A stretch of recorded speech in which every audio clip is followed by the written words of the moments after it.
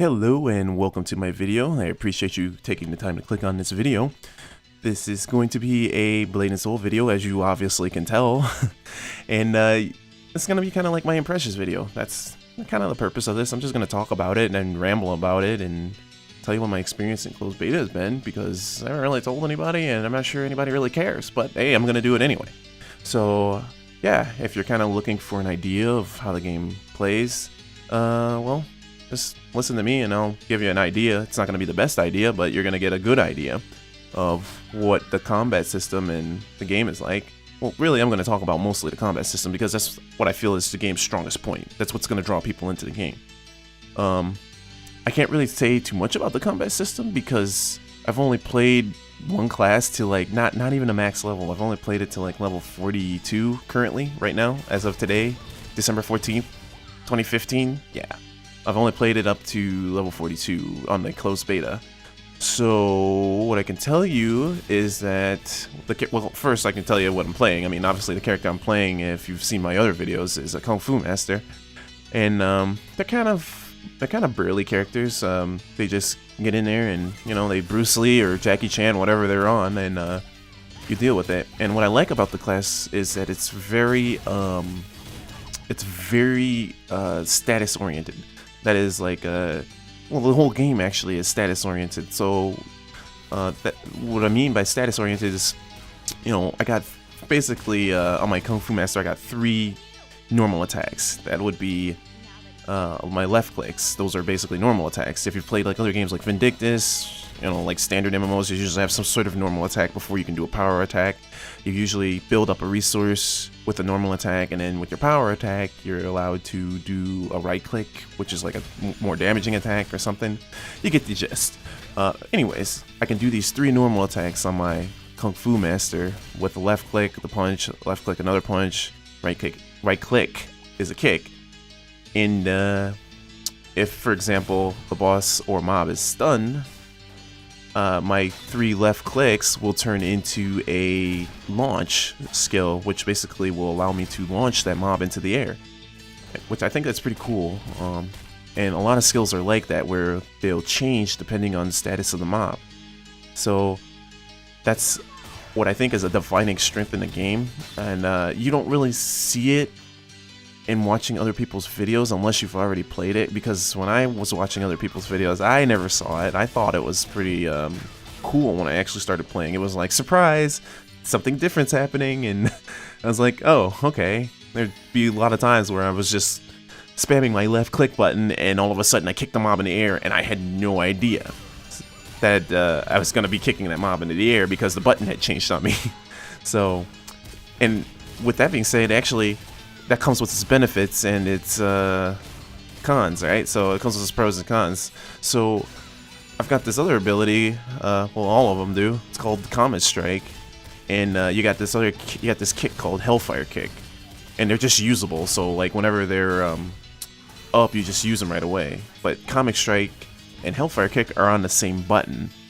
So you'll get these situations where Hellfire Kick becomes available because to use it you need to do something else. But you'll Comet Strike because you waited too long to take the opportunity to use the kick. And that happens so much to me. And I'm like, oh, okay. And you might be like, whatever, dude, you still did damage. And, well, why does it matter? Well, it matters because it's something that was unexpected. And in this game, control of your character is everything, right? So you need to be, like, in control of all of your actions, because if you're just like randomly spamming keys into the mobs, bosses, not dodging, doing any of that stuff, this game will completely own you. Like, you gotta be paying attention to what's going on. So that's why I kind of thought that's important to note. Not like there's not a workaround around it. It's not like you can't do anything to deal with that. You can definitely work around it. You can slow your pace of combat down. Maybe it'll kill off your DPS a little bit, but it's worth it so that you have your character control. So your character control is really fluid, and it's done pretty well, at least on a Kung Fu Master. Blade Master, I have a Blade Master. I think the control is pretty good on that character too. It's just your chi management and your stance management is like, it's a lot harder than I anticipated. I find that to be more difficult than Kung Fu Master, to be fair. Might be just I'm a noob. I mean, that's just my opinion. I think it's harder to play a Blade Master than a Kung Fu Master, and the game rates a Kung Fu Master to be harder. So yeah, I mean, I probably will get better at it. It's just, you know, it's just practice like with everything else. Anyways, so what was I talking about? Oh yeah, combat. So combat.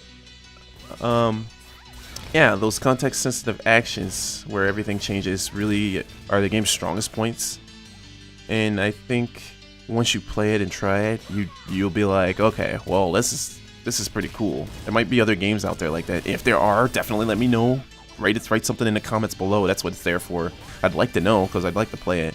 And yeah, I guess another strong suit in the combat genre of this game is the telegraphing that they put into it. They put a pretty decent amount of effort into telegraphing stuff. So, and by telegraphing, I mean basically reading mobs or bosses before they actually attack and giving that opportunity to defend yourself before they attack. This kind of reminds me of God's Hand, if you've ever played it on PlayStation 2 or whatever.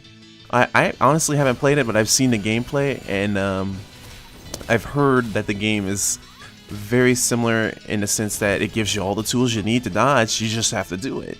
And I feel the same exact way here. You have all the tools you need to deal with certain situations. You just have to use them. So if you see a boss winding up a punch, you know, like something out of a Three Stooges comedy, you might as well dodge it. You know, you got plenty of time to dodge it. So that's the type of telegraphing that goes on in the game, and I think that's one of the things that the game is gonna definitely let you feel satisfied when you actually dodge an attack, or you actually avoid or evade, block, counter, parry, whatever you do to the mob to avoid the damage. It feels pretty satisfying, at least in my opinion, to have dealt with that situation. And every situation is something that you have to look at. Every attack is something you got to deal with.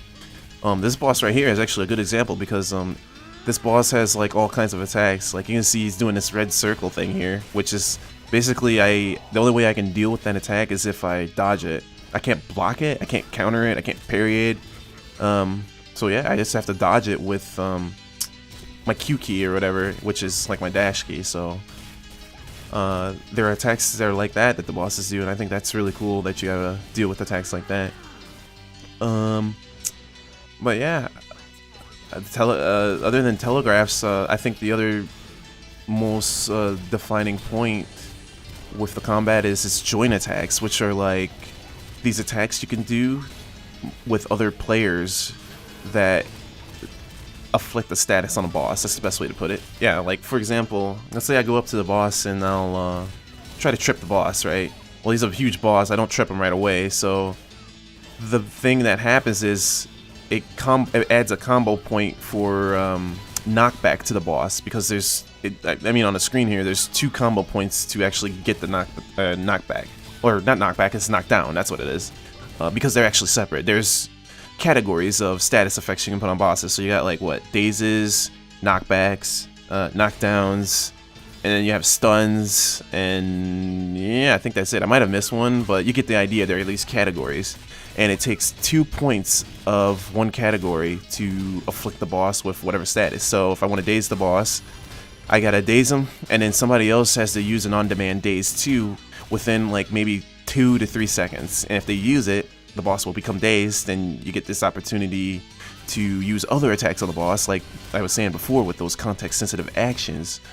So if any boss gets stunned while I'm on my Kung Fu Master, I can grapple him and I can just beat the crap out of him, which I think is awesome. So yeah, I find that to be pretty cool too, the joint attack thing.